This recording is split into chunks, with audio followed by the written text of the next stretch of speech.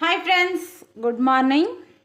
இன்றைக்கி 10வது நாள் என்ன சமையல்னு சொல்லிட்டு பார்த்தாங்கன்னா கோதுமை அடை. அதுதான் இன்றைக்கி நம்மளது 10வது நாள் சமையல். நல்லா நைஸாக வெங்காயம் கட் பண்ணிக்கலாம்.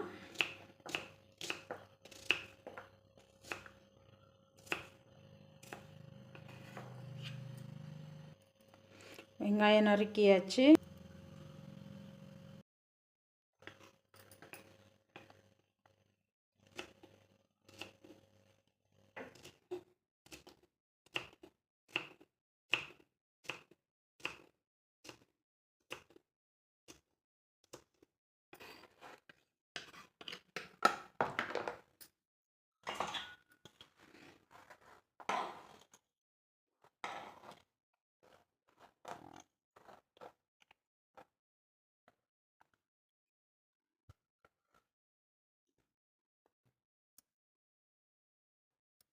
பூண்டு நறுக்கி எடுத்துக்கலாம்.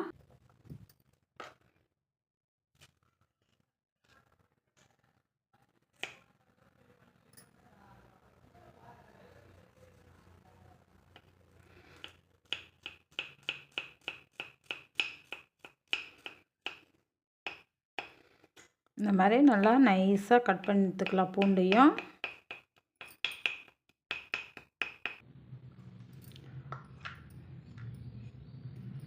பூண்டு நறுக்கிட்டோம். கருவேப்பிள்ளை உருவனதை அப்படியே வச்சுட்டு எவ்வளோ நைஸாக கட் பண்ண முடியுமோ அவ்வளோ நைஸாக கட் பண்ணிக்கலாம்.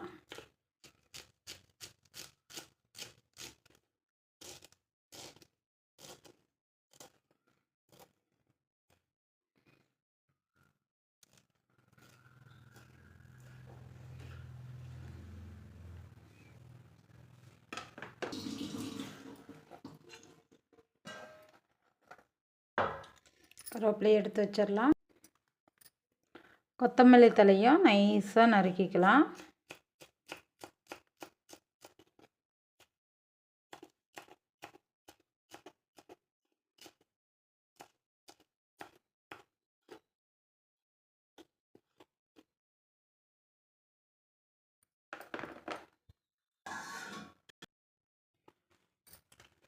அடைக்கி நம்ம வணக்கிக்கலாம். வணக்கிறதுக்கு எண்ணெய் கொஞ்சம் சேர்த்துடலாம். கடுகு நல்லா பொரியட்டும். கடுகு பொரிஞ்சோடனே கடலைப்பருப்பு, நறுக்கி வச்சுருக்கிற பச்சை மிளகாய், கருவேப்பிலை,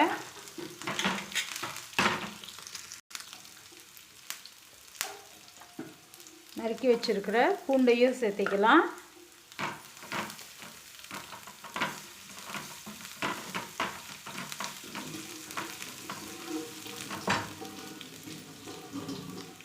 வெங்காயம்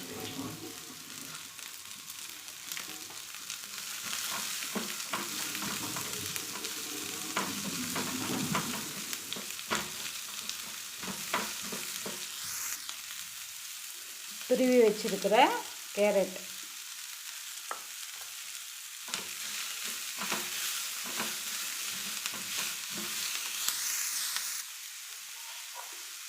கொஞ்சமாக உப்பு சேர்த்துட்டு ஸ்டவ் அணைச்சிடலாம்.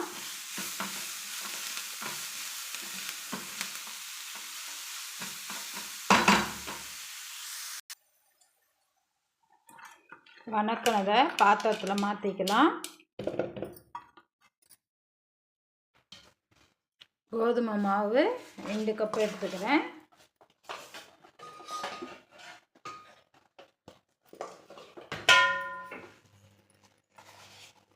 மாவுக்கு தேவையான அளவு உப்பு சேர்த்திட்டு இதை நல்லா கலந்துக்கலாம். கலக்கும் போதே நறுக்கி வச்சுருக்கிற கொத்தமல்லி தலையும் தூவிடலாம். அதிலையே தூவிட்டு தண்ணி கரைக்க போகிறதில்ல, நான் பிசுக்கி தட்டுவேன். ஆரியமாவு ரொட்டி தட்டுவோங்க இல்லையா, அந்த மாதிரி. அதனால் நிறைய தண்ணி தேவைப்படாது, தெளித்து பிசுக்கிக்கலாம்.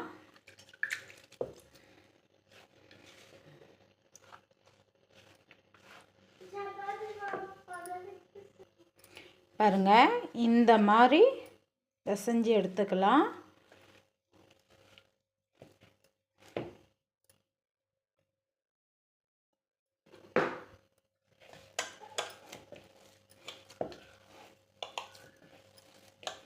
ரொம்ப ஹெல்த்தியானது கூட இது, சாப்பிட்றதுக்கும் நல்லாயிருக்கும். நம்ம பருப்பெல்லாம் சேர்த்திருக்கிறதுனால சாப்பிட்றதுக்கும் நல்லாயிருக்கும். இந்த பதத்துக்கு பிசைஞ்சிடலாம். நம்ம பிசுக்கின மாவுக்கு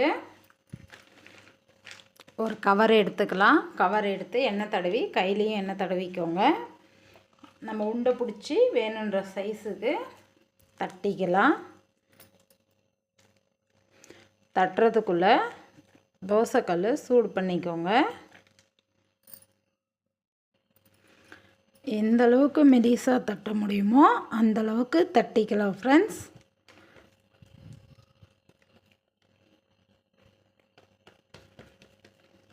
தட்டியாச்சு. தோசைக்கல் நல்லா சூடு ஏறினோடனே எண்ணெய் சேர்த்திக்கலாம். தவா நல்லா சூடு ஏறினோடனே நம்ம தட்டி இருக்கிறத அது மேலே சேர்த்து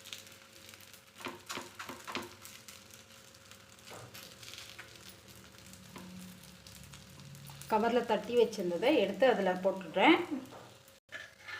நம்ம எண்ணெய் சேர்த்திக்கலாம் ஃப்ரெண்ட்ஸ்.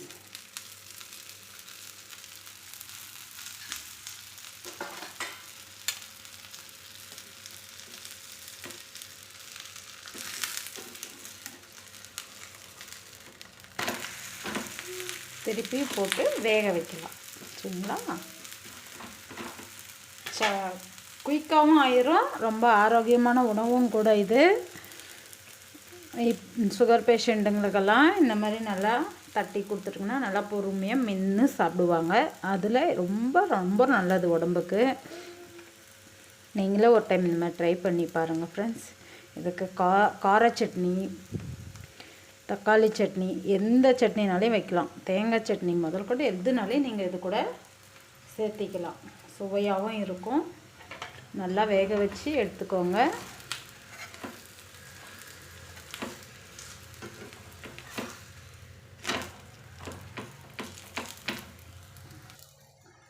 கோதுமை மாவு அடை ரெடி ஆயிடுச்சு நமக்கு.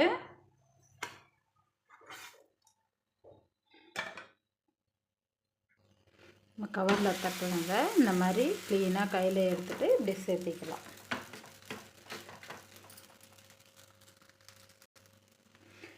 வாழை இலை இருந்தால் நீங்கள் வாழை இலையில் சேர்த்தி கூட தட்டிக்கலாம் ஃப்ரெண்ட்ஸ். எங்கிட்ட வாழை இலை இல்லை.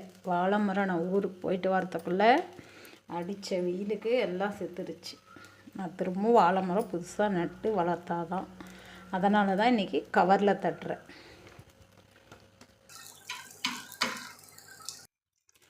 கோதுமை வடை செஞ்சிட்டோம். அதுக்கு நல்லா டேஸ்ட்டாக தேங்காய் சட்னி செஞ்சிடலாம். தேங்காய், பொட்டுக்கடலை, ஒரு கருவேப்பிலை, 3 பல் பூண்டு, காரத்துக்கு மிளகாய், உப்பு, மல்லித்தலை, இதை நல்லா ஆட்டிட்டு வந்துடலாம். ஆட்டி எடுத்துகிட்டு வந்துட்டோம். சட்னியை தாளிச்சிடலாம் ஃப்ரெண்ட்ஸ். சட்னி தாளிச்சியாச்சு.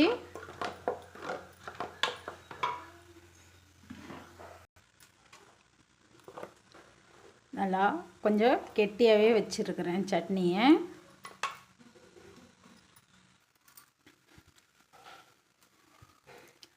கோதுமை மாவு அடை, தேங்காய் சட்னி நல்லா ஹெல்த்தியான ஃபுட்டும் கூட. சாப்பிட்றதுக்கு ரொம்ப ரொம்ப நல்லாயிருக்கும். நீங்களும் சமைச்சு பாருங்கள். அடுத்தது நம்ம பார்க்க போகிறது வெண்டைக்காய். வெண்டைக்கானே சில பசங்க வந்து தலை தெறிக்க ஓடுவாங்க. அவங்களுக்கே தெரியாமல் நம்ம வெண்டைக்காயை வடை சுட்டு கொடுக்கலாம். அதுக்கு வெண்டைக்காயை இன்னும் சிறுனி அரிஞ்சிக்கலாம். வெண்டைக்காயை ஃபஸ்ட்டு நேராக கட் பண்ணலாம். அதுக்கப்புறம் இந்த மாதிரி கட் பண்ணிங்கன்னா நம்மளுக்கு சிறுனியாக வெண்டைக்காய் கட் பண்ணிடலாம். பிசுக்கிறதுக்கு ஈஸியாக இருக்கும். வெண்டைக்காயை நம்ம நறுக்கியாச்சு. வேணுன்ற அளவுக்கு நறுக்கி எடுத்துக்கலாம். கடலைப்பருப்பு நல்லா கழுவி 1 மணி நேரம் ஊற வச்சுருந்தேன். இதை ஆட்டுறதுக்கு எடுத்துக்கலாம். வரமிளகாய், பூண்டு,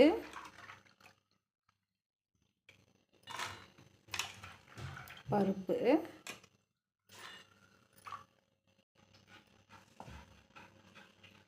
பட்டை ஒரு துண்டு, லவங்கம் 4, தேவைக்கு தூள் உப்பு. இந்த மாதிரி கொரப்பாக ஆட்டி எடுத்துகிட்டு வந்துடலாம். பாத்திரத்தில் மாற்றிடலாம்.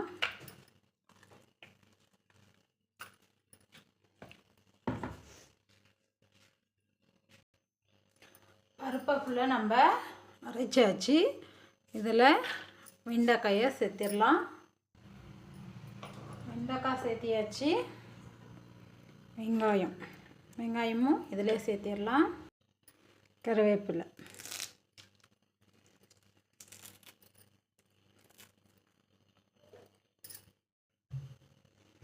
பச்சை மிளகாய்.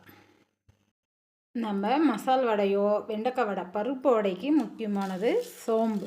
நல்லா மணமாகவும் இருக்கும், ஜீரண சக்தியும் உண்டு. முருங்கைக்கீரை, உங்களுக்கு கொத்தமல்லி தழை இருந்தால் கொத்தமல்லி தழை சேர்த்திக்கோங்க. எனக்கு கொத்தமல்லி தலையை விட வடைக்கு முருங்கைக்கீரை ரொம்ப ரொம்ப பிடிக்கும். அதனால் நான் முருங்கைக்கீரை சேர்த்திக்கினேன். இதை நல்லா பிசைஞ்சிடலாம். நம்ம மாவு பிசுக்கிறதுக்குள்ளே எண்ணெய் ஊற்றி வச்சிட்டா எண்ணெய் நல்லா சூடு ஏறிடும். உப்பு நம்ம ஆட்டும் போதே சேர்த்துனாங்க இல்லையா, நல்லா பிசைஞ்சிடலாம். அப்புறம் ஒரு இடம் இருக்கும், ஒரு இடம் இல்லாத போயிடும். உப்பு நல்லா பிசைஞ்சு உண்டை பிடிச்சிக்கலாம். வேணுன்ற சைஸுக்கு உண்டை பிடிச்சிக்கலாம்.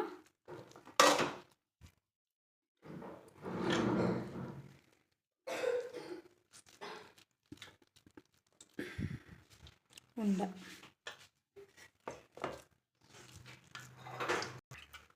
நம்மளுக்கு வேணுன்ற சைஸில் உண்டை பிடிச்சிக்கலாம். எண்ணெய் நல்லா சூடேறிடுச்சு. நம்ம இதை இப்படி தட்டிட்டு பாருங்கள், இந்த மாதிரி மெதுவாக போடுங்க. எண்ணெய் நல்லா சூடாகிடுதுக்கு அப்புறம் மேலே தெரிக்காமல் பத்திரமா பார்த்து போடுங்க.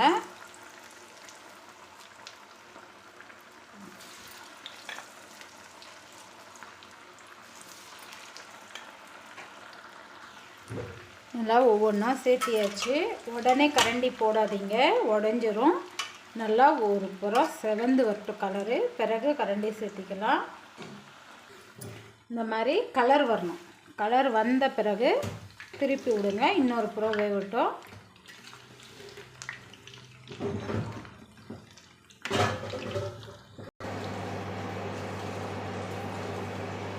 இந்த மாதிரி வெண்டைக்காயில் வடை சுட்டு கொடுத்தா எந்த பிள்ளைங்க சாப்பிட மாட்டாங்க சொல்லுங்கள். எங்கள் வீட்டில் எப்போவுமே எங்கள் பசங்களுக்கு முடிஞ்ச அளவுக்கு கடை நொறுக்கு திணி கம்மி தான். நான் வீட்லேயே அதிகமாக செஞ்சு தந்துடுவேன்.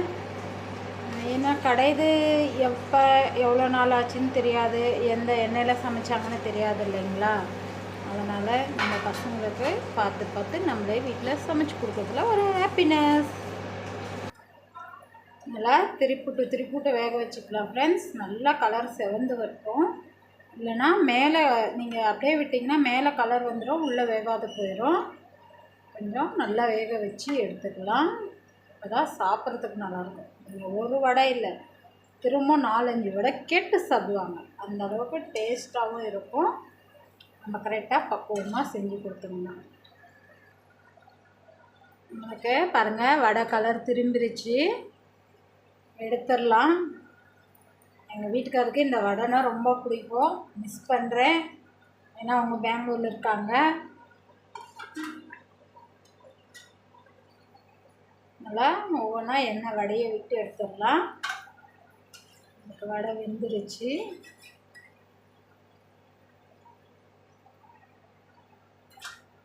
உங்களுக்கு மெது வடை வந்து கொஞ்சம் சீக்கிரம் வெந்துடும். இந்த வடை எப்பவுமே கொஞ்சம் வேகிறது நிதானம் தான். அதனால் பொறுமையாக தான் ஆகும். நிதானமாக செஞ்சிடலாம்.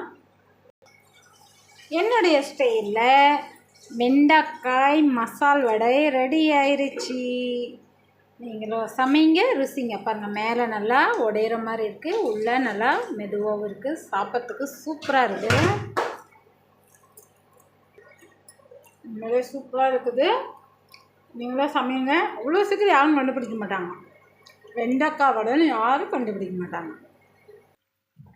10வது நாள் சமையல் சமைச்சு முடிச்சாச்சு. என்னென்னன்றதை ஷேர் பண்ணிக்கிறேன். கோதுமை அடை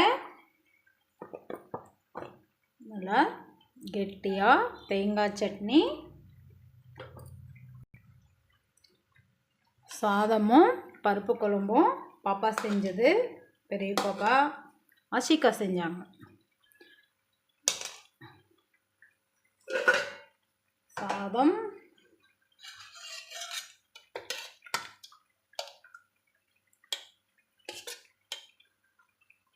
குழம்பு, வெண்டைக்காய் வடை. நம்ம வீட்டு தாராளமாக வச்சுக்கலாம். வெண்டைக்காய் வடை இதுதான் இன்றைக்கி எங்களுடைய 10வது நாள் சமையல் ஃப்ரெண்ட்ஸ். எனக்கோசரம் சப்போர்ட் பண்ணுற ஃப்ரெண்ட்ஸ் எல்லாருக்கும் என்னுடைய மனமார்ந்த நன்றி, தேங்க்ஸ், பிக் தேங்க்ஸ் சொல்லிக்கிறேன். இதே போல் எப்போவும் என்னுடைய சேனலுக்கு உங்களுடைய சப்போர்ட் வேணும் ஃப்ரெண்ட்ஸ். என்னோடய சேனல் பிடிச்சிருந்தால் லைக் பண்ணி, ஷேர் பண்ணி, கமெண்ட் பண்ணுங்கள் ஃப்ரெண்ட்ஸ். நெக்ஸ்ட் வீடியோவில் சந்திக்கிற வழி உங்களிடமிருந்து விடைபெறுவது உங்கள் சசி செல்வி. Bye bye.